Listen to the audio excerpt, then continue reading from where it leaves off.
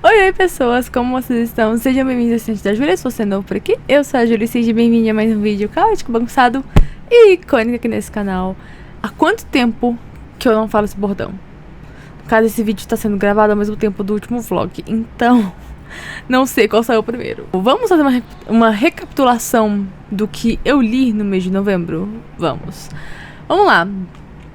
Se você caiu aqui de paraquedas no canal, se você não chegou a assistir os últimos vídeos aqui no canal, se você é novo aqui no canal, se inscreveu recentemente, esses 3 primeiros livros que eu vou falar, eles foram lidos no vlog lendo por 24 horas cronometradas, então eu não vou me estender falando muito adentro assim sobre eles. Então se você quiser saber mais sobre a minha opinião, ou as minhas reações, tudo mais, meus surtos todos, pode ir lá assistir, é um vlog sem spoilers, muito bom pra quem quer conhecer novos títulos, quem quer saber minha opinião mais adentro de diversos livros. Eu comecei o mês de novembro lendo o volume 4 e o volume 5 de Mindfuck Series da S.T. Abby. Então eu vou falar deles dois juntos. Os dois foram 5 estrelas. Não favoritei eles. Mas assim, a série Mindfuck pra mim ela é 5 estrelas favoritadas. Quem me acompanha aqui no canal há mais tempo sabe o quanto que essa série já me salvou de trocentas ressacas literárias. Pra quem não conhece Mindfuck, resumindo bem brevemente, é um dark romance, é mais 18, tem gatilhos, então olhem isso antes de pegarem pra ler, tá? Basicamente, quem a gente tem é a nossa protagonista, que é a Lana. Ela é uma serial killer, ela tem todo um passado, todo um porquê de ter virado essa serial killer. E ela acaba se esbarrando ele assim com esse agente do FBI, eles vão ter um romance e tudo mais, que é o Logan. Só que o Logan, ele tá trabalhando no caso dela. Ele tá tentando achar quem é o serial killer do caso dele, desse caso ali assim específico. E ele não sabe que o serial killer que ele tá procurando, no caso, é ela. Enfim, é muito boa essa série, é muito viciante, os livros são super curtinhos, cada livro tem em torno de 100 e poucas páginas, então você devora cada livro ali assim em horas. Tava quase entrando numa ressaca literária, e aí eu cheguei e falei, cara, Mindfuck vai me salvar, e eu fiquei viciada, tanto que eu tive que pegar o 5º volume junto, e gente, esses 2 volumes foram os melhores da série. A série inteira, todos os livros foram perfeitos, maravilhosos, Chef Kiss. Mas esses 2 últimos, aconteceu tanta coisa, eles foram tão emocionantes, é um mix de emoções ali assim, sabe? É desespero, é surto, você fica tipo assim, cara, o que tá acontecendo? Você fica morrendo de medo porque as coisas começaram a andar ali assim muito rápido, as coisas começaram a ser descobertas ali muito rápido, então foi maravilhoso, foi tudo ali assim que eu tava precisando, então entregou muito. Por isso a nota que foi 5 estrelas, né? Eu adoro Mindfuck e eu fiquei muito feliz que eu finalmente concluí a série, mas ao mesmo tempo eu fiquei muito triste porque é uma série que eu amo e... ai, gente, leiam. Se você gosta de dark romance, vai pra Mindfuck. Você tem que ler Mindfuck. É tipo assim, é o melhor de todos. Depois disso, eu acabei lendo o último livro do vlog, se eu não me engano, que foi Feita para Mim, da Lila Sage. Ele é o primeiro livro da série Blue Ranch, acho que é assim que se chama. Ele foi meio que a minha decepção do mês e talvez do ano. Esse livro, no caso, eu não tinha pretensão assim em pegar ele. Ele não tava na minha TBR do ano, ele não tava ali assim na minha lista de prioridade. E eu falei, eu vou pegar, vou dar uma chance, né? Porque tipo assim, romance de cowboy, eu adoro Chestnut Springs, talvez eu goste. E eu detestei. Deixando bem registrado aqui, igual em todo vídeo aqui do canal, isso aqui tudo é minha mera imortal opinião, e gosto, e experiência. Não significa que eu odiei o livro, que ele é a palavra final, tá bom? Faz parte, é a vida. Eu vou tentar resumir o mais breve possível do que é Feita pra Mim. É um romance entre a nossa... Gente, eu não lembro o nome dos protagonistas, vocês me perdoem. A gente tem nossa protagonista, ela trabalha ali assim, sendo essa vaqueira.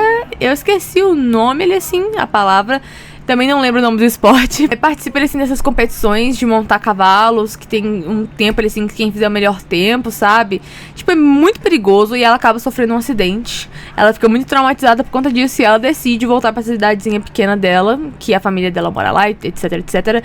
E dá uma pausa pra decidir se ela quer continuar com essa carreira ou se ela quer recomeçar ali assim do zero, sabe? Decidir mudar os rumos e tal. Só que nisso ela não conta pra ninguém da família dela que ela tá voltando e nem o porquê dela tá voltando. Ela reencontra a melhor amiga, ela também não sabe.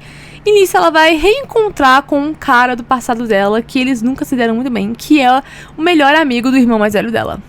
Ou seja, a gente tem essa trope assim de melhor amigo do meu irmão, irmã do meu melhor amigo, chame do que quiser, não importa. E nisso, os dois, eles nunca tiveram uma relação assim muito boa, desde crianças. Ele praticamente cresceu junto da família dela, junto dos irmãos dela, né? E nisso eles sempre pegaram no pé um muito do outro, nunca foram muito próximos, sempre, assim, encheram o raio do saco um do outro. E agora que ela voltou na cidade e tal, eles acabam dando uma trégua, porque ela vai ajudar no rancho da família dela, né? E ele também trabalha no rancho. Então eles acabam passando muito tempo juntos, vão dar uma trégua, vão criar uma amizade, vão se pegar.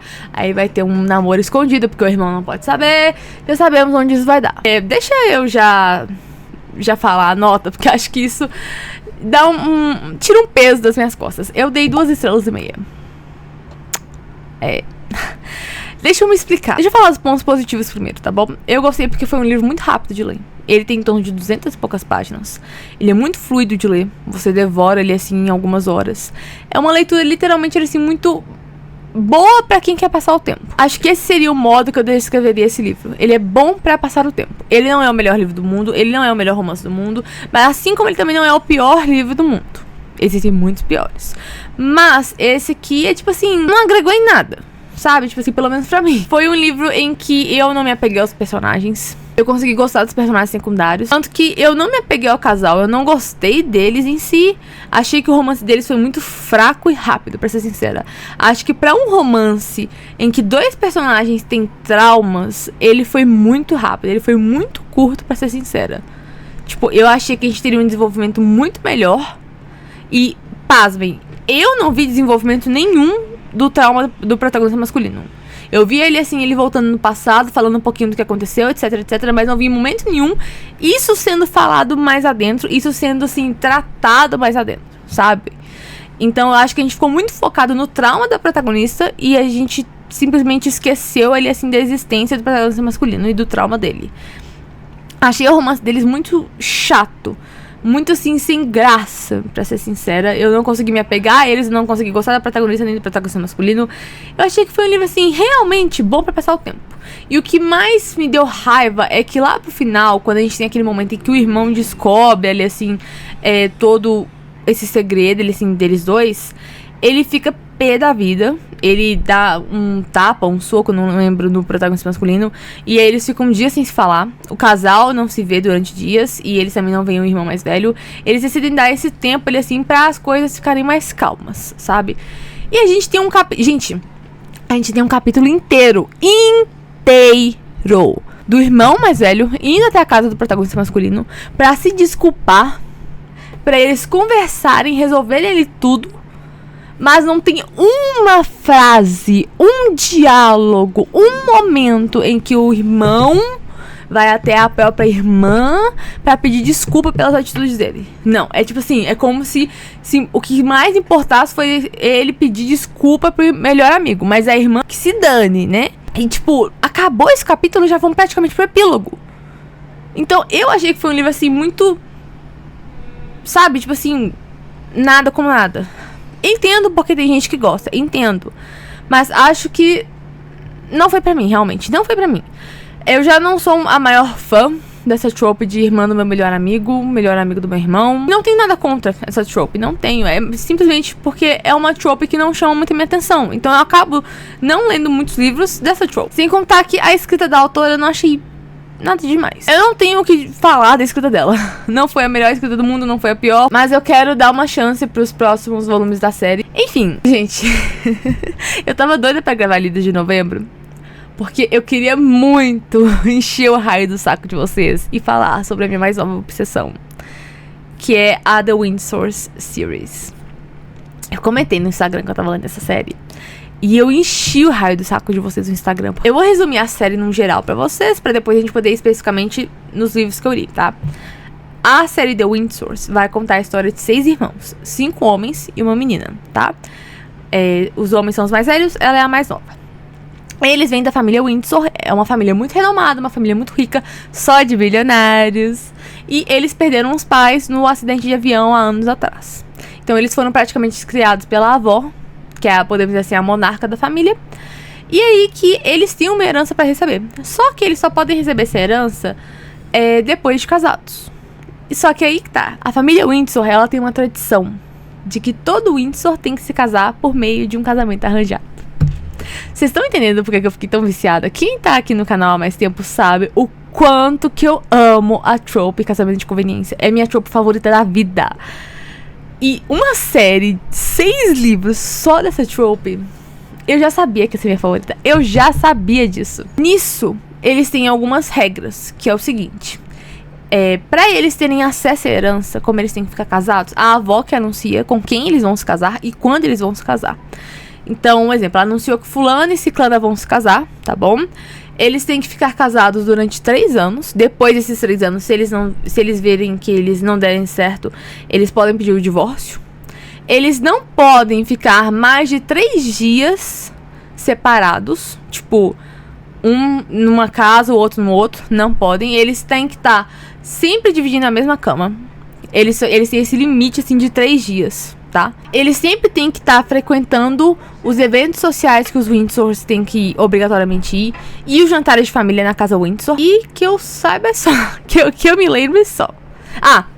O mais importante, fidelidade. Eles não podem sair com ninguém, não podem se encontrar com ninguém. Não. Não. Se eles fizerem a avó descobrir, eles perdem a herança na hora. Eles não têm mais acesso à herança. Qualquer regrinha que eles quebrarem, eles não têm mais acesso à herança. E eles têm que dar sempre uma chance ao casamento. Por mais que não seja algo que muitos dos Windsors queiram, eles têm que dar essa chance. Eles têm que estar abertos a essa situação toda. A conhecer o parceiro, parceira. Enfim, é maravilhoso. O primeiro livro se chama The Wrong Bride. Até então ele foi o mais farofento, que você olha e você fala, tipo assim, cara, que é isso? Tipo, você lê isso aqui e você fala, tipo assim, cara, a série inteira vai ser um lixo. Mas não é maravilhoso. Até mesmo o primeiro volume é maravilhoso, enfim. O primeiro volume vai contar a história da Raven e do Ares. Eles se conheceram há anos atrás por meio da avó do Ares, que anunciou quando eles eram adolescentes que eles dois iriam se casar. Só que aconteceu alguma coisa nesse passado, nessa mesma época em que ela anunciou o casamento, que o Ares foi correndo implorar pra avó dele pra ele se casar com a irmã mais velha da Raven, que é a Hannah. Ela é uma atriz super famosa. E a Raven, ela é uma modelo. E ela atualmente tem a marca dela de vestido de noiva. Então ela também é uma designer de moda. Nisso, a avó, de tanto ele implorar e por ele ser o neto mais velho, ela acaba abrindo uma exceção. Só que ela não gostou de ter aberto essa exceção, porque a escolha dela principal era a Raven. A Raven vem de uma família rica também, tudo mais. E ela é muito amiga da Sierra, que é a irmã mais nova dos Windsors. Ela sempre tá ali frequentando a casa Windsor. Ela se dá muito bem com todos os irmãos. A avó ama ela. E todo esse rolê aconteceu. E o que o Ares não sabe é que a Raven, ela tem um crush absurdo nele. Ela é apaixonadinha nele. Nisso, vão se passar anos. A gente tá esperando o casamento da Hannah e do Ares acontecer. Só que a Hannah, ela já adiou esse casamento 3 vezes. E na terceira e última vez, a avó perde a paciência. E ela chega e fala, já deu. Você não vai mais se casar com a Hannah. Ela chega e fala, já deu, eu não quero saber. A Hannah pode aparecer aqui pintada de ouro. Eu não quero saber. Você não vai se casar mais com a Hannah. Você vai se casar com a Raven. Se você quiser ter acesso à sua herança, você vai se casar com a Raven. Você vai dar seus pulos pra você fazer a Raven se casar com você. Isso que a Raven não sabe, mas que a gente sabe, é que lá no fundo, por mais que o Ares, ele tenha sido apaixonado pela Hannah, ele também tinha certos sentimentos escondidos, proibidos, podemos dizer assim, com relação a Raven. E nisso, o Ares vai ter que conversar com a Raven, vai ter que convencer ela e tudo mais. E a Raven vai ficar tipo assim, eu não vou casar com ele. Eu amo ele, mas eu não vou ficar casada com um cara que, tipo assim, vai estar apaixonado pela minha irmã. Não vou ficar com as migalhas dela. A irmã dela, gente, ela é muito babaca, ela só pensa no próprio umbigo. E assim, a Raven, ela não tem uma situação muito boa com os pais, uma relação muito boa com os pais.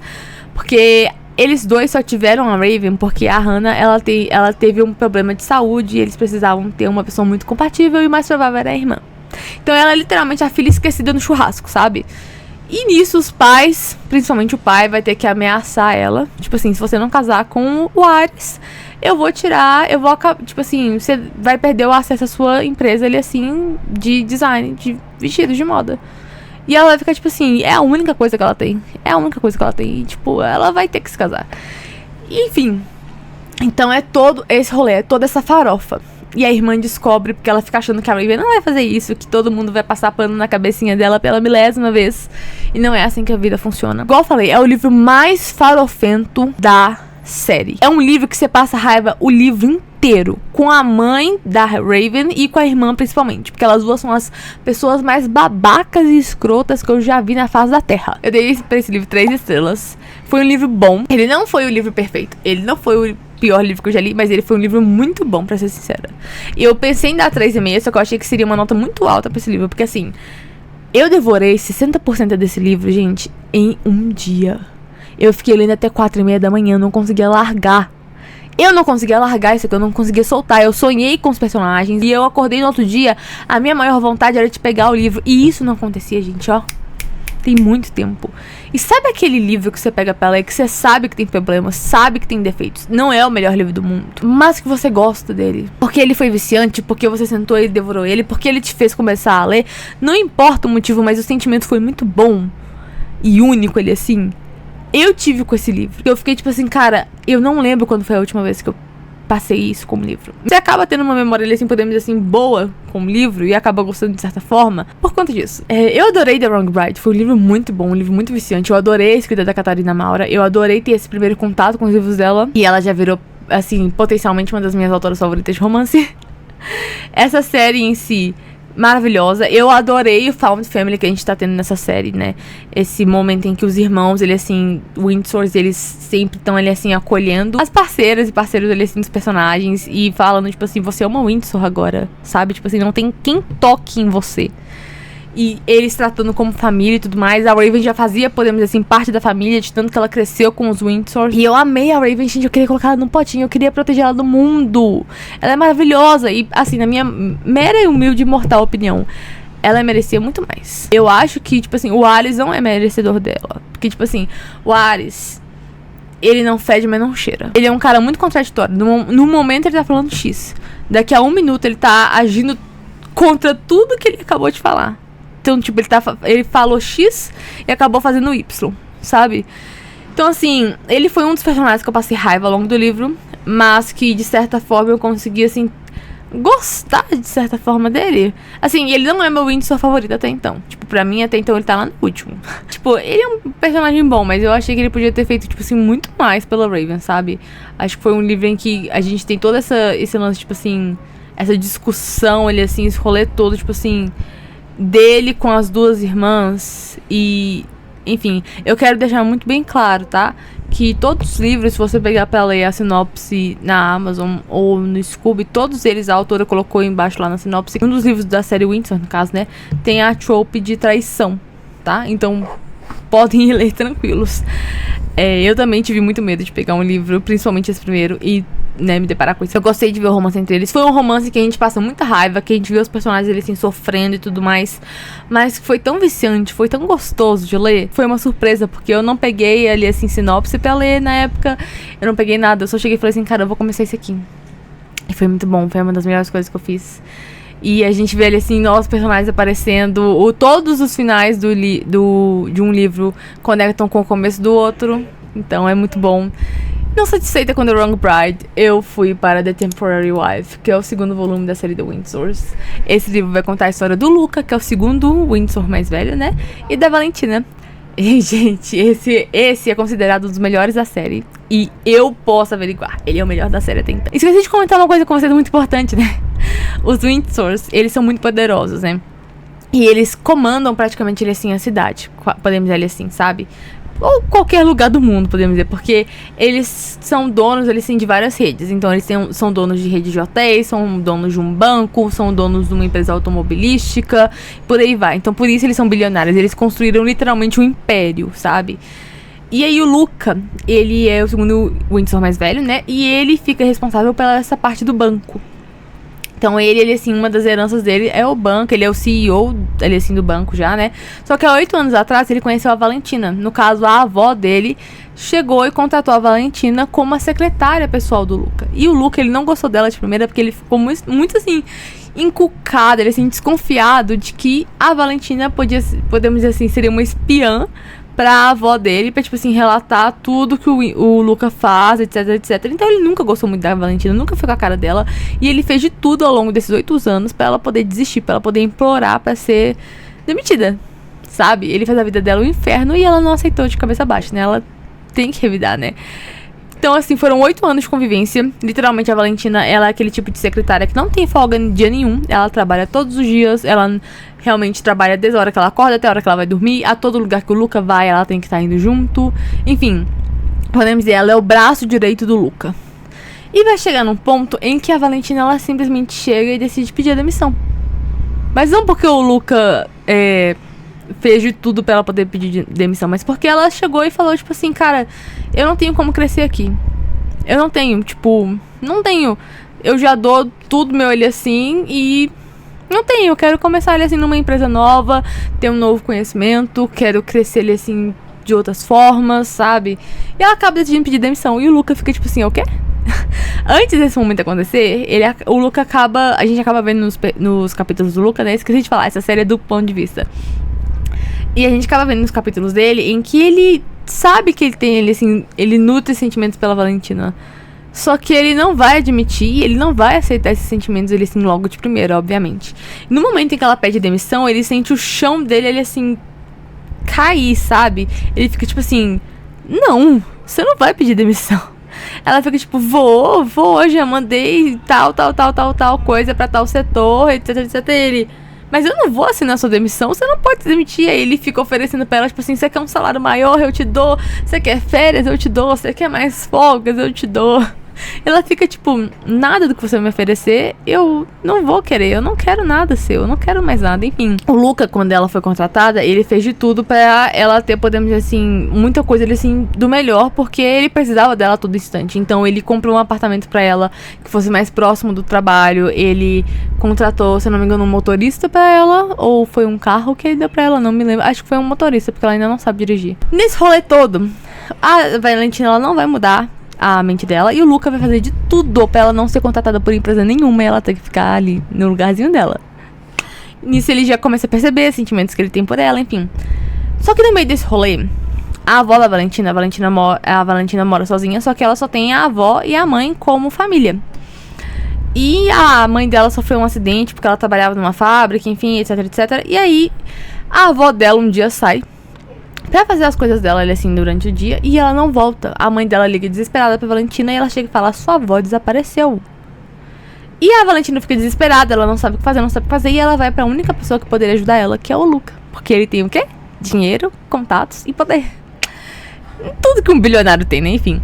O Luca chega e fala, tipo assim, não, claro, ele já acha a avó dela ali assim de primeira, leva ela pra casa, etc, etc. E a mãe dela conta que a avó já tava desenvolvendo Alzheimer, já tinha um tempinho. Só que como a Valentina tava muito ocupada com o trabalho, ela não arranjou uma oportunidade de contar.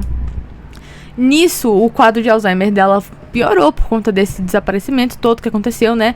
E a Valentina se vê desesperada e o Luca faz uma proposta pra ela. Porque a Valentina, por mais que ela recebesse um salário muito bom e ela tivesse as economias dela, ela não tinha como dar o cuidado, ele assim, né? Os serviços, contratar uma equipe, ele assim, do bom e do melhor pra cuidar da avó dela.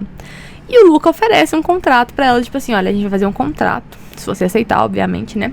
Nós dois vamos assinar e é o seguinte, eu vou pagar todos os cuidados que você vai precisar. Médicos, enfermeiras, medicação, tratamento, tudo do bom e do melhor que ela precisar. Nisso, você vai continuar trabalhando pra mim e você e eu vamos nos casar. E ela fica tipo assim, o quê? Porque antes disso, no meio desse rolê todo, a avó do Luca anunciou o casamento dele como a socialite, ali assim, muito patricinha, que não tinha nada a ver. E o Luca ficou tipo assim, não, eu sou apaixonado da Valentina. Sabe? Só que, enfim. E aí ele chegou e falou assim, eu vou burlar esse sistema da minha avó. E vai ser hoje. Ele oferece pra Valentina e a Valentina fica muito pensativa. E ela fica tipo assim, eu aceito com mais uma condição. E aí ela chega e fala, porque tem um funcionário, um cara nessa empresa do Windsor, que ele tá prestes a se aposentar. E o Luca e a empresa tem que indicar alguém, ele assim, pro cargo. E aí ela chega e fala, eu quero ser a sua indicação pra esse cargo. Porque é um cargo, tipo assim, muito próximo, ele, assim, do Luca, sabe? Quase um CEO, mas não é um CEO, eu esqueci o termo. E aí ela chega e fala, eu não quero que você me dê o cargo, porque eu sei do meu valor, eu sei do meu trabalho, eu sei do meu esforço, eu sei que eu consigo só com sua indicação. Eu só quero ser indicada pela equipe. E aí ele chega e fala, tipo, isso não era nenhuma questão que precisava ser adicionada ao contrato, porque eu já ia te indicar de todo jeito. Ele vê o valor dela ali na empresa, sabe? E nisso, eles aceitam. E aí eles acabam se casando no mesmo dia. por um oficial de justiça, ele assim, muito renomado. Se não me engano, era o prefeito da cidade. Eu acho que alguma coisa dele assim. E aí eles contam pra avó, e a avó fica tipo assim, a gente vai ver. E nisso ela tem que dar os pulos dela assim pra cancelar o casamento dele com a socialite, porque já tinha saído na mídia que ele tava casado e blá blá blá blá blá, blá, enfim. Muito bom. Muito bom. A gente tem meio, não, tipo um leve enemies to lovers, mais ou menos. Aproximação forçada. E, enfim, é muito bom esse livro. Esse livro é maravilhoso. Os dois sendo, assim, assistente e chefe. E ele ter se apaixonado primeiro foi, tipo assim, um dos melhores momentos da minha vida. Só pra vocês sentirem o gostinho desse livro, tá? O Luca, ele odeia a cor rosa. Com todas as forças dele. Ele odeia, ele tem um ódio por essa cor. E a Valentina, de ódio durante todos esses 8 anos, porque ela tem a mesa dela, né? E toda manhã ela tem que deixar, tipo assim, ela deixa um post-it na mesa do Lucas, tipo assim, você tem uma reunião a tal horário, fulano de tal pediu pra você entrar em contato, sabe? Alguma coisa ali assim. E ela sempre fez questão de tudo ser rosa, do mais rosa choque possível. Então, todas as notinhas que ele via assim que ele chegava na empresa eram rosas, a mesa dela era praticamente toda rosa, só porque ele odiava a cor e ela sabia que ele odiava. É maravilhoso esse livro, gente. Enfim, foi um livro perfeito. Foi um livro em que eu achei muito que no final ia ter aquela falta de comunicação ali, assim, sabe, aquele leve término, e não temos isso. Tem todo um outro rolê que acontece por trás. É um livro que também vai falar muito de saúde mental e tudo mais. Foi um livro lindo, eu amei esse livro, então ele tinha que ser 5 estrelas favoritado. Eu adorei a Val. A gente já acaba conhecendo a Val no primeiro livro, porque, igual eu falei, ela fica colada no Luca 24 horas por dia, por ela ser assistente dele. Então ela sempre tá lá nos jantares de família Windsor, nos eventos Windsor. Ela acaba ficando amiga da Sierra, da Raven, dos irmãos. Então ela já faz parte da família ali assim também, sabe? Foi um livro maravilhoso. Eu confesso, eu passei uma raiva com a avó do Luca no final do livro. Eu fiquei com um certo ódiozinho, tipo um rancinho dela, sabe? No final. Mas faz parte, eu adorei a história do Luca e da Val. Foi uma história muito bonita e tipo... pra mim até então foi o melhor da série. Não satisfeita com o segundo volume, eu fui ler o terceiro, que foi The Unwanted Marriage. Gente, esse é o livro até então mais pesado da série. Esse terceiro livro vai contar a história do terceiro irmão mais velho, né? Que é o Dion e da Faye. Eles dois já estão noivos desde quando eles eram crianças, podemos dizer praticamente. Porque as mães deles dois foram muito amigas, muito amigas. A mãe do Dion era uma pianista, a mãe da Faye também era uma pianista muito famosa. Elas duas acabaram tendo uma amizade muito bonita e tudo mais. E as duas morreram nesse acidente de avião. E o Dion, ele nunca teve coragem de encarar a Faye cara a cara. Então ele evita ela durante anos até a avó anunciar a data de casamento deles. Ele evita muito ela porque ele se sente culpado por ela ter perdido a mãe. Só que a gente vai entender o porquê desse rolê todo, dele se sentir culpado da perda dos pais e da mãe da Faye. Eles têm um age gap, tá? A Faye, ela tem 22, 23 e ele tem quase 30, se eu não me engano. Acho que os 28, 29 ou 30, alguma coisa assim. E a gente vê, gente, que a Faye agora ela mora com o pai, com a madrasta e com as duas meias-irmãs. A gente vê o quão complicada a vida dela é, porque a vida dela, depois da morte da mãe dela, ficou muito ruim. Porque o pai dela praticamente controlava ela e tudo agora, por conta dela ter perdido a mãe, a vida dela, segundo o pai dela, tinha que ser envolvida, tinha que ser assim, rodar em torno do Dion. Então ela só começou a tocar piano, só virou uma pianista de sucesso, não só por conta do dom que ela teve da mãe, etc, etc, de inspiração, mas porque o Dion gostava do piano. Ela se formou em administração ou negócios, alguma coisa assim. Porque o Dion também trabalha com negócios, né? O Dion, ele vai ficar com a rede de hotéis da família. Então, tudo que ela fez ao longo da vida foi pra agradar o Dion. Mas, no caso, foi pra agradar o pai dela. Porque o pai dela chegava e falava: se você não agradar o Dion, eu vou te bater. Ou bater na sua madrasta, ou bater nas suas irmãs. O que tiver mais perto, podemos dizer assim. E é um nojo esse homem. Eu tenho um nojo desse homem. É absurdo. E o Dion, ele foi o irmão que mais sofreu e ainda sofre por conta da morte dos pais. Ele foi um irmão, ele assim, que perdeu o brilho, que se fechou, que ficou caladão, ele assim. E depois de todos esses anos, ele assim, a avó acaba anunciando o casamento deles dois. Ela chega e fala, vocês vão se casar, acho que daqui a 6 meses, se eu não me engano, ou é alguma coisa assim, é daqui a alguns meses. E nisso o Dion, ele chega e fala, não tem escapatória, eu tenho que passar a ver ela mais, eu tenho que passar a ter um contato com ela mais, eu não posso mais evitar ela, porque agora ela vai ser minha esposa. Então, nisso, ele acaba encontrando ela, só que o que ele não sabia é que a Faye, ela tinha um namoradinho secreto. Só isso, era tipo assim, só eles assim se verem e um outro beijinho. Nada mais além do que isso, tá? Só isso. E não tinha muito tempo que ela tava com esse namoradinho, mas era tipo assim, de pouco tempo, enfim. E nisso, o Dion, ele fica tipo assim, oi. E aí ele acaba indo conversar com a Faye conversa com ele, ele chega e fala, agora a gente tá noivo, a gente tem uma data de casamento marcada, então você é minha. Então eu exijo fidelidade. E aí ela termina com esse namoradinho e ela chega e exige o mesmo dele, perdão. Nisso, a gente entende porque que a Faye, ela teve esse relacionamento secreto, ele assim, com esse namoradinho dela, porque foi a única vez em que ela teve a oportunidade de escolher, a oportunidade, assim, de se rebelar, de ter algo que fosse dela. Porque nem mesmo a pessoa com que ela vai se casar, ela pode escolher. E ela tem muito medo do Dion, porque ela sabe que o pai dela também é um cara que tem poder e tudo mais. E ela fica tipo, se meu pai é desse jeito, o Dion deve ser 1000 vezes pior. Então ela tem muito medo do Dion também bater nela e tudo mais, etc, etc. E a gente vê eles dois se conhecendo mesmo, porque eles só se conheciam de rosto, eles nunca sentaram pra conversar, pra se conhecer mais adentro e tudo mais. E a gente vê o momento exato em que o Dion se apaixona. Mais um Windsor se apaixonando primeiro. Mais um homem se apaixonando primeiro. Que sabor, que sabor. E ele mostrando pra ela que ela está segura, que ele nunca vai ter nada pra ela e tudo mais. E ela sempre escondendo ele assim dele, esse lance todo do pai dela, enfim. Então foi uma relação assim que demorou muito ele assim pra eles terem essa confiança um do outro. Se abrirem muito um com o outro, porque foi uma relação, literalmente, são duas pessoas que têm traumas muito grandes, pesos muito grandes em cima delas. E eles tendo ele assim que se abrir mais, se conhecer, dar uma chance e trabalhar esses traumas. Foi um livro lindo, eu adorei. Eu adorei o que a Catarina Mauro fez com esses personagens, adorei o quanto que ela fez o trauma deles dois serem muito bem trabalhados. Tipo, ela não deixou de lado um, ela deu o devido valor para ambos. E eu adoro que nesse livro a gente vê, tipo assim, os Windsors mostrando pra Faye, porque a Faye até então, ela foi a única ali assim, esposa, sabe?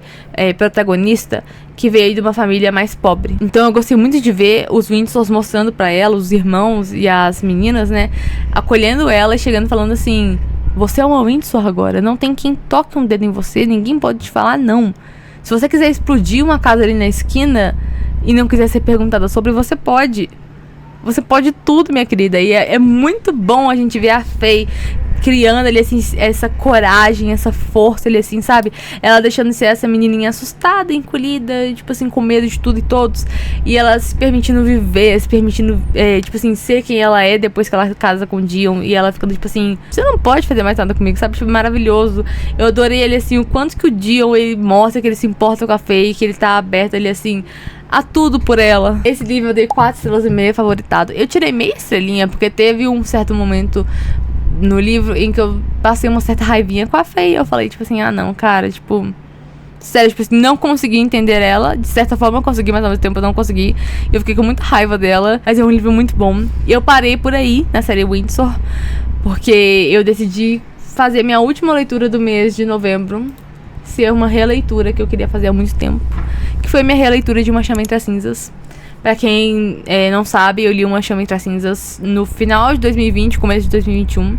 Li em inglês, na minha estante.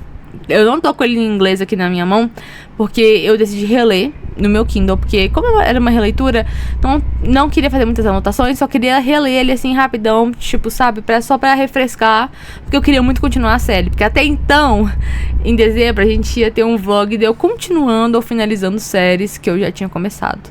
E um dos livros que eu queria muito ler nesse vlog era a continuação de Uma Chama Entre as Cinzas. Eu queria muito continuar a série Uma Chama Entre as Cinzas, porque na época que eu li, eu amei. Na primeira vez que eu li Uma Chama Entre as Cinzas, eu dei 5 estrelas favoritado. Eu amei a série e eu não sei porque Bulhunfas eu não continuei na época. Simplesmente eu não sei. Eu amei uma série, ela tinha um potencial muito de ser uma favorita minha. E eu não continuei porque eu não tinha vergonha na minha fuça, né? Só pode. E aí eu cheguei e falei assim, eu vou reler. Então eu reli. Eu li realmente, tipo assim, em 1 a 2 dias, pra vocês terem noção. Eu gostei muito. Sendo bem rapidinho aqui, assim, a gente tem a Laia, que é a nossa protagonista, né? O livro é duplo ponto de vista. E ela... Eu esqueci o nome do povo dela. Mas enfim, ela perdeu os avós e o irmão no mesmo dia, porque o irmão tava sendo procurado, ele assim, pelos marciais. Esse exército, ele assim, do Império, porque o irmão tava tendo atividades suspeitas e ele... E a Laia, ela, tipo assim, já tava percebendo que o irmão tava meio sumido e ela não sabia com o que. Nisso, os marciais mataram os avós dela, levaram o irmão dela pra prisão. E ela se vê ali sozinha, porque os pais dela morreram anos atrás. Ela perdeu a irmã mais velha também. E ela vê que a única pessoa que pode ajudar ela, as únicas pessoas que podem ajudar ela, é a resistência a tirar o irmão dela da prisão. Então ela vai atrás deles. Do outro lado da história, a gente tem o Elias, que é o nosso protagonista masculino. E ele é o filho da comandante da Academia Blackwell, que é essa academia, ele assim, que vai formar esses caras, essas pessoas, pra serem os futuros marciais. Gente, quando eu leio só um livro da série, eu não consigo decorar essas coisas todas de universo. Por favor, me perdoem, eu preciso ler os próximos, assim, pra eu ir me acostumando com os termos. Então eles vão pra lá desde quando eles são crianças, ficam lá até mais ou menos os 18 anos, mais ou menos, quando eles se formam. Só que o Elias, ele não escolheu essa vida. Ele é um filho bastardo da comandante. E ele acaba conhecendo a Helene quando eles são crianças na academia. E ela é a única mulher na academia. Ela vira a melhor amiga dele. Então eles cresceram juntos. Só que o Elias, ele tá a ponto de desertar. Praticamente um dia antes da formatura dele, ele tá pronto pra desertar. Ele tava pronto pra desertar literalmente no dia da formatura. Ele não ia, ele ia fugir e tudo mais. E se você desertar, você é mortinho da Silva. Enfim. Só que nisso, na formatura desse ano, esses caras encapuzados aparecem no meio da formatura e falam que o imperador não tem mais linhagem. Ele não tem quem ele sim ser o próximo imperador. Então a linhagem dele acabou, segundo esses caras, que eles conseguem ver o futuro, etc, etc, enfim, sabe? Eles são seres assim imortais, sabe? Eles viram quando esse cara virou imperador e agora eles estão anunciando o final da linhagem dele. E agora eles estão prestes, abertos para escolher um novo imperador ou imperatriz desse império. Nisso, eles vão selecionar os 4 melhores estudantes da academia. E eles 4 vão participar dessas batalhas, dessas provas, ele assim. E o que mais vencer as provas vai ser o imperador ou imperatriz. E o segundo que mais vencer vai ser a mão direita do imperador ou imperatriz. Os outros 2 vão pro saco. Elias e da Helene, que também foram escolhidos para essa prova. Nisso, o Elias, ele tem todo um plano na cabeça dele. A Helene é uma das pessoas da academia mais inteligentes, mais corajosas, mais fortes, ele assim. E ele chega e fala, se eu deixar a Helene vencer essas provas, ela vai ser imperatriz. Eu tenho que ser o segundo melhor, que eu viro a mão direita dela, porque o único jeito de eu acabar com essa vida aí, assim, de marcial e tudo mais, tipo assim, ser livre, é eu virar a mão direita dela, porque só o imperador pode me livrar desses deveres. É só o imperador que pode chegar e falar assim, você tá livre dos seus deveres, você não será procurado, etc, etc, você não será o traidor, enfim.